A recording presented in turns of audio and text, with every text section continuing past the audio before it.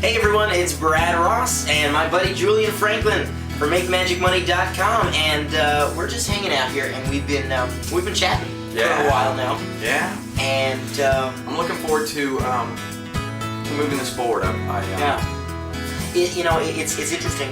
You know, the whole concept of the mastermind is really it's really a powerful thing. It has definitely, at this conference, and we both got to be on the platform, and we both got to sit in the audience. Yeah. But hands down, I really feel like the greatest value has been here, in the hallways, hanging out. Totally. What's interesting is that for years and years I heard, and I'm sure you did too, Dave D talk about, this whole concept of Napoleon Hill's mastermind, and he used to say, you guys just don't get it if you don't get the mastermind. He used to get so passionate about it, and I was one of the people that I didn't quite understand it, and I didn't see the value. And when Dave D, eventually I saw it, and I would participate in Dave's coaching programs, but in the early days of my experience with marketing and direct response marketing, I wasn't getting it, and I think a lot of people don't understand that, and people don't. They don't travel down that path. They only want to keep on doing. It's hard though. You got to admit that it's very hard when you're first starting out, because the reality is there's these questions about, well, how would that look? How does that, I'm reminded of something that you said in your talk that just really inspired me, because you talked about this Disney.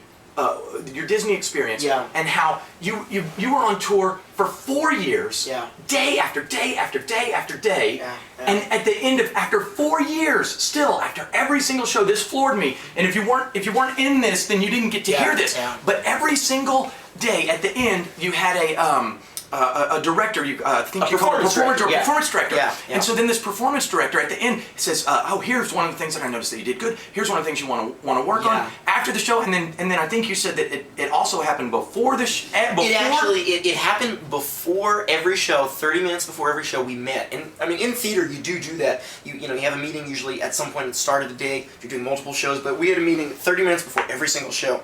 And it was before every single show, and we got that feedback, that consistent, here's what was funny, here's what the audience thought, here's what didn't work, here's what wasn't good, you were out of the light here. All these things that, I think what the problem is that so many people go through is that we feel, what are we? We're entrepreneurs, right? We're small business owners, and we are entertainers too. But I dare you to find another entertainer, a movie star, a television star, an actor, not even famous, just an actor, in a show, a movie, a commercial, anything, a newscaster that is doing it all alone, that is doing everything by themselves. And that's the problem, is that no one wants to, whether it's ego, I can do all this on my own, that's BS, it's garbage, because everybody else works with directors. Everyone works with writers. With but I got to interrupt, because so this is a very real problem.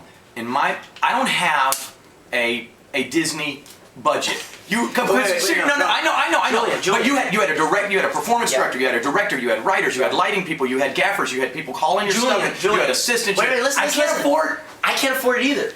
I don't have the Disney budget either. My point is that no matter, let's just look at actors, for example. Actors take classes. If you are an out-of-work actor, chances are, a lot of them are waiting tables, unfortunately, because a lot of them lack the motivation, but they're waiting tables, they're bartending, but they're also taking classes. They're studying improv. The good ones, for sure. The good ones. You're right. They're studying improv, they're studying dance for movement, they're studying voice, because the way you use your voice and where you make inflections and how you engage people in the way I'm doing it right now. This is not advanced. I'm not patting myself on the back. This is just stuff that you do. You get that direction and that training for people. And I'll tell you what bothers me so much about this is because I've been involved in theater and acting as well as magic, and I'm familiar with that world, and it's second nature for me to say to someone, hey Julian, come take a look at my show and tell me what you think of it. And I think sometimes it even works the opposite way, because I ask too many people, what did you think? And I start thinking, oh boy, all these people are giving me these opinions. And so what I try and do I really try and focus in on this, is find trusted people that I can show my marketing materials to, that I actually include our buddy David Farr. I always include him on my mailings that I send out. Yeah, no, my printed mailings, and I send it to David Farr. I send it to my buddy Ken Scott down in as well, down in Atlanta, and I send them these things because they get them exactly as one of my customers do. Yeah. And they give me an initial reaction of, that was a really cool thing that you sent, or that was a piece of crap. I have that same little team, same little group. And so you already are assembling this team. Right. You're assembling this team. Get it, yeah.